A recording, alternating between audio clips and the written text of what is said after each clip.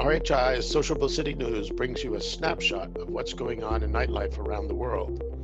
Liliana Cortez provides a synopsis of trends, challenges, and innovation in cities that are creating safe and vibrant places for people to socialize. Now, introducing Liliana Live. I'm your host, Liliana Cortez. Let's start off the Sociable City News with a few fun facts. For starters, Germany has officially declared clubs and live music venues to be facilities of cultural purpose. Aligned with theaters, museums, concert halls, and operas, these locations are no longer just entertainment venues. You may be thinking, sure, the name has changed, but this is a major breakthrough, an acknowledgement for how club culture impacts our cultural diversity, and this recognition might just make clubs a little less vulnerable to investors, gentrification, and sound complaints. Fun fact numero dos. During this pandemic, we've seen bars and clubs close and then reopen with curfews and an increase in alcohol consumption. While this may sound like something of the present, our most current state, you'd be surprised to find that history has repeated itself once again. Dating back to the 17th century Bubonic Plague, to be exact.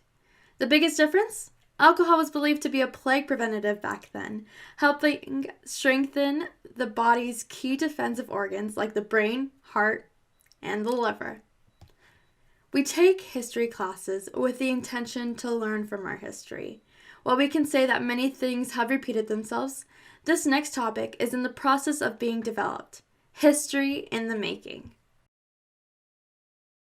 We've always talked about the glass ceiling, and now everyone is talking about this phenomenon called the broken rung. In case this term may be new to some of you, the broken rung phenomenon refers to this idea that women are experiencing obstacles moving up the ladder at entry-level positions. And this may explain why there are fewer women in senior management positions. Set huge goals, but you only need to achieve small ones. So, shoot for the sky, but you just climb that ladder ring by ring. We've seen breakthroughs in the last 40 years with women rising as celebrity chefs, business owners, senior leaders, etc.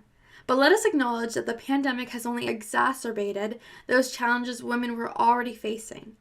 But if you thought that would put a damper on their parade, you thought wrong.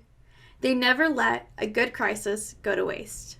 Continuing to normalize females talking about what they want and asking for it directly is the best way for us to encourage courage and bravery in this industry that is still very male dominated, and many of them still are even outside of this industry. It is easier to be courageous if you know what you really believe in, what you're willing to take a stand about.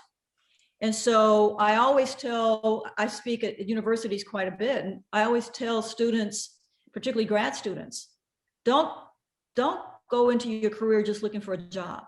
Mm-hmm. Go look for something you can be passionate about. Look for your life's work.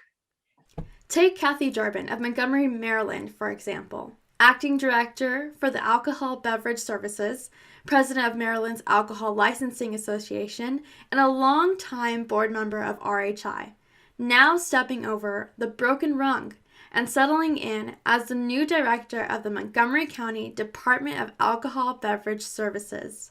A big congratulations to you, Kathy. As for today's last fun fact, and probably my favorite, this is the 9th Sociable City News to date. If you have not checked out the other videos, this is your friendly reminder to go do so. That's all the time we have for today. I need to go invest in an indestructible ladder and then buy one for each of the women in my life. But be sure to subscribe to the Sociable City Network and follow us at Sociable City on Twitter and Facebook. Tune in next time.